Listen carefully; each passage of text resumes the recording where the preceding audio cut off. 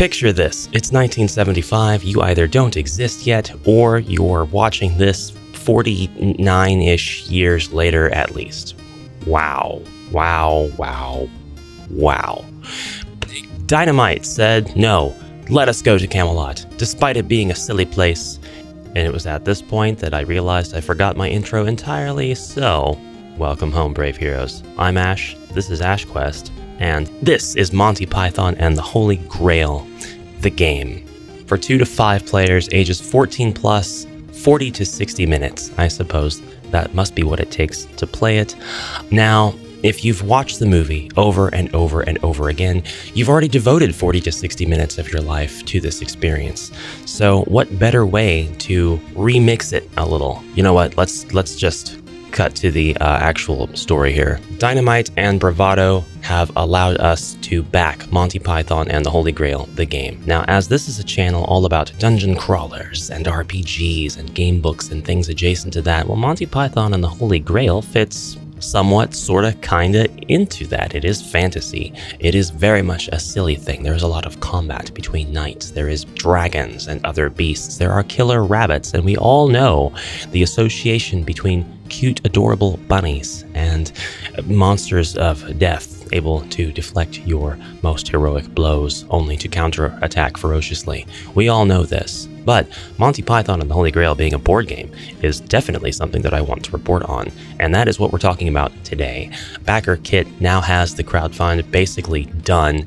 It was less than the 50,000 USD when I discovered it, only about minutes, I think, after it was posted and up for funding. And it funded within like 2 hours its goal of 50,000 USD. It is now at the recording of this video at 121,000. So if you at this point go and click back it, you are getting a pre-order for this game. And I have to say, this is one of the most reasonably priced games I think I've ever even seen, and one of the simplest and cleanest crowdfunds I think I've ever seen. It's very straightforward. If you back the game during the first 48 hours, you'll receive an exclusive Black Knight window cling. It is what it is, you know, the FOMO's not terrible here. This is just a great little thing that has nothing to do with mechanical or visual appeal of the game itself. I think it's totally acceptable to have this first 48-hour reward, and who knows, maybe they'll extend that. But anyways, Monty Python and the Holy Grail, the game, is represented here in all its glory. It is just about that simple as well. You'll notice from the picture that we have a lot of storied scenes portrayed on this beautiful illustrated map. There is a start and end tracker that goes around the board. Your playing pieces will actually be, it seems, simultaneously going on this numbered tracker, as well as moving across these different story panels that exist on this board, no doubt referencing the many key moments of the satirical movie from 1975. We also get a glimpse of the Black Knight and the catapult, which is launching cows into the air. You can bet, if you've ever seen this movie and all of its absurdity, that this game is going to try hard to follow suit and do that absurdity justice.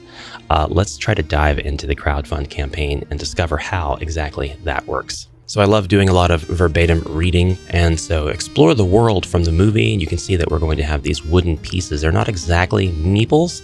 They are wooden cutouts with the characters from the movie, the illustrations that were actually in the movie, printed onto their faces. Quest for the Grail while your friends forsake you, while avoiding the wandering Black Knight, and looking out for catapulted cows. Look at this. This is a literal catapult made from, looks like cardboard or really thin wood or cardstock of some kind, launching this meeple cow. Physically, this cow being launched onto the board and knocking over a playing piece is a mechanic of this game. So you can earn the most valor points and win. Oh man, what are we getting ourselves into? This was designed by Gwen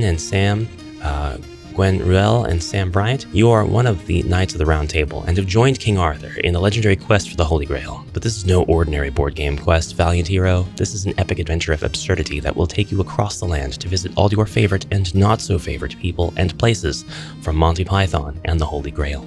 You and your friends will venture to far-off lands to battle the Black Knight, catapult cows, hurl insults, and complete the most quests to prove that you are the most valorous knight of all. So gather up your coconuts and get ready to ride off with a few fond friends, because no one can say nay to the weirdest and perhaps most pointless game you'll play this week. The old game features original movie artwork by Terry Gilliam and stills from the movie, buildable 3D catapult, wooden meeples and point markers, a large 20 by 20 folding board, and remove the Black Knight's limbs to gain power-ups. If that seems silly, it is. They know, we know, they know, we know. We get over ourselves and get on with our day. So you seek the Holy Grail. You and up to 4 other players will each gather your own secret quest cards with unique requirements for completion. Okay, so that's the key right here. You've got your own quest that you have to try to complete. Move your knight pawn across the board, gathering the resources you'll need to complete a quest card from your hand. Then, reveal that card to the rest of the players when you're ready to quest. Everyone at the table participates in each quest, and time and strategy are of the essence. You're either the quester who played the card, or everyone else acting as a group defense, trying to ruin it for you. That reminds me of Mario Party. Now, I'm sure that there are a plethora, a multitude, a cacophony of other board games, or even another measure of unit of measurement that would make more sense, that employ this sort of mechanic where everybody takes a turn and then it's game time, and then it's a 1 versus 3 scenario basically, with a multitude of different contexts depending on what game gets drawn or what system gets drawn at that point. But that is very, very much Mario Party. That brings Mario Party to mind for me. Of course, Mario Party has 4v4, or I guess every player for themselves, I should say. Not 4v4. 1v1, v1, v1. As well as 2v2, 3v1 and 1v3. And 4 against the computer. They do have some mini games where everybody can sort of win. Some can win more than others, but still. The quester and defense take turns playing cards from their hand to build their own stack and be the first to reach the quest goal number. Gotcha. Reach the quest goal exactly, or have the closest number without going over the Price is Right rules, to name yourself the victor and earn those valor points. But questing isn't the only way to make your friends' lives more difficult. The Black Knight wanders across the land, looking for knights to do battle with. If you manage to win the fight and give the Black Knight a scratch, keep his limb as a power-up for the rest of the game. Absolutely absurd, but I do love it. Look at the iconic quotes plastered all over the board. I would be very disappointed if that was not the case. Right here on the Black Knight's limb, just a flesh wound.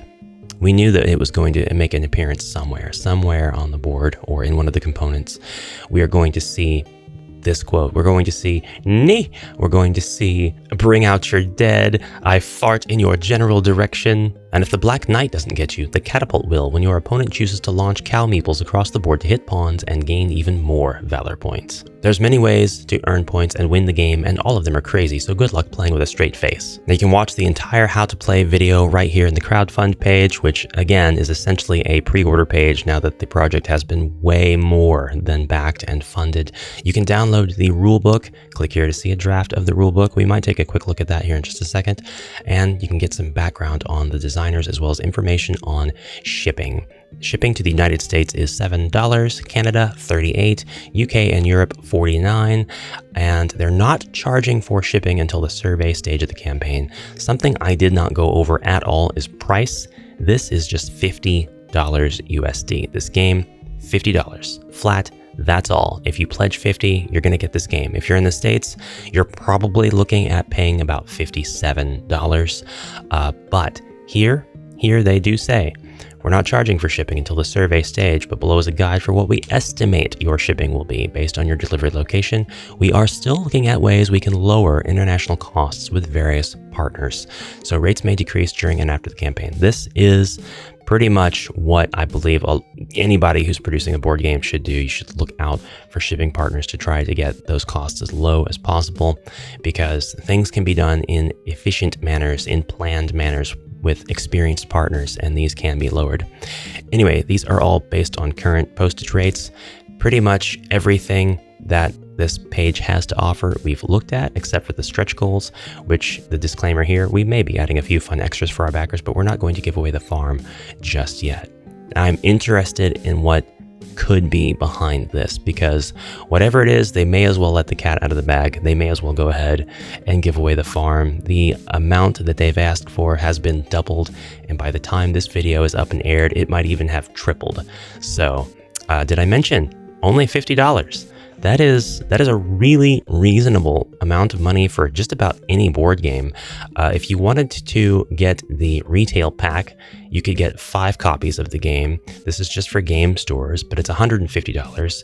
So you're looking at a massive 2/5 discount, because I'm not going to do the arithmetic right now. That would be 40%, Ash. 40% is the arithmetic. Good job. Good job.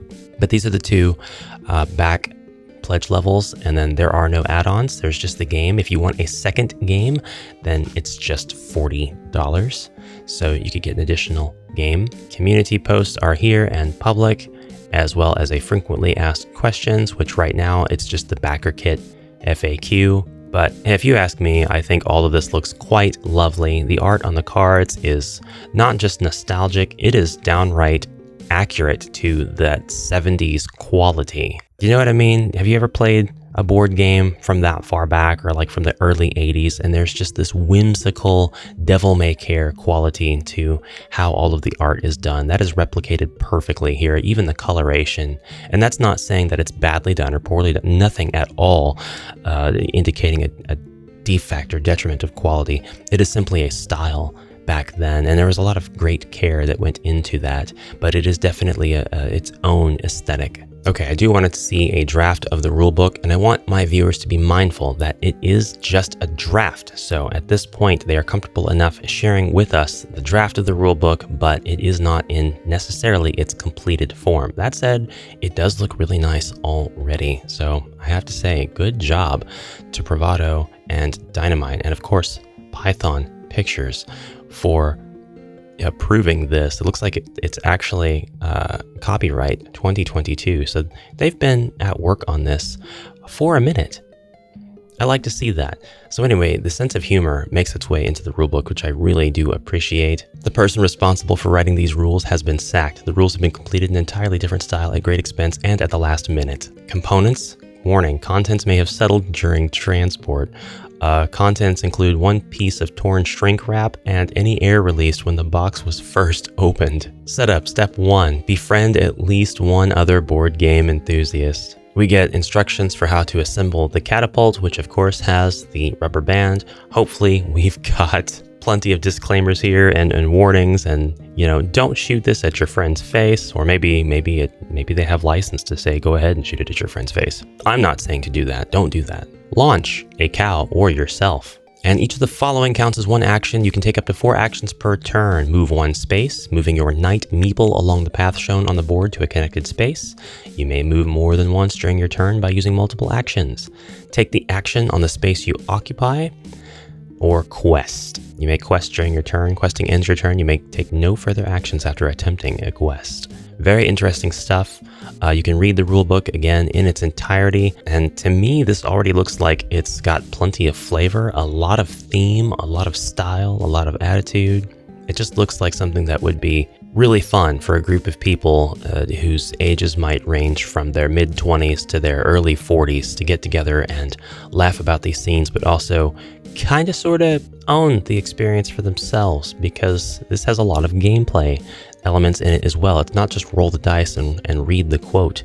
There are actually strategies and elements of play that have been balanced and put into effect here. I like it. I like how it looks very much. Not just the aesthetic, but how the mechanics look. And the game ends as soon as the last scene is complete. The last scene is triggered when a player receives a certain number of valor points based on player count. Finish the round so that everyone will take an equal number of turns during the game. This means that the last scene will begin at the start of King Arthur's next turn. There are even additional explanation rules for the different spaces, the different followers, and the quests and grail cards. And there is a sample quest and sort of tutorial here. Really, really well done, guys. Well done. I like all of that. So, lend me your thoughts. Are you going to be purchasing this game? Did you exist in 1975? Do you remember the first time you saw Monty Python and the Holy Grail? Would you like to see more of this content? Please subscribe, make sure you hit the notification bell icon, and also like this video so it gets put out to more people who are just browsing YouTube and have no idea that my channel exists. It really helps out a lot. I hope you have a fantastic rest of your day, and I will see you in the next video. Until then, brave heroes, onward.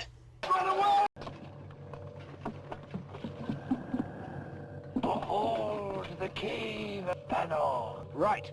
Keep me covered. What with? Just keep me covered. Too late. What? There he is. Where?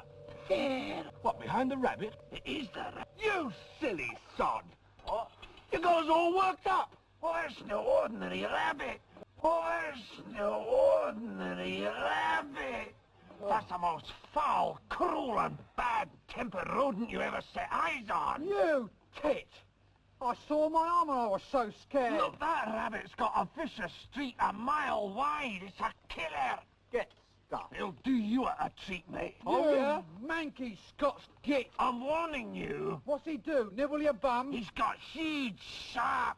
He can leap about. Look at him. Go on, boss. Chop his head off. Right, silly little bidder. One rabbit stew coming right up. Look. Jesus Christ. I warned you. I've done it again. I warned you, but did you listen to me? Oh, no, you knew it all, didn't you? It's just a harmless little bunny, isn't it? Shut up! Do they listen to me? Right! Picture this. It's 1975. You either don't exist yet or you're watching this video and you're almost 50 years older, but you may or may not have in that span of time watched Monty Python and the Holy Grail. This is the intro we're going with. There's not enough coffee in the world to prepare me for this one. Picture this. It's 1975. You either don't exist yet, or you're almost 50 years older watching me. What are you doing with your life? Pretend I have coconuts. Nee, nee, nee. 'Tis but a rabbit. No, 'tis but a flesh wound. Let's say both of them. I swear at the end of the movie. 'Tis but a rabbit. I swear. It's time to watch it again. It's time to watch it again.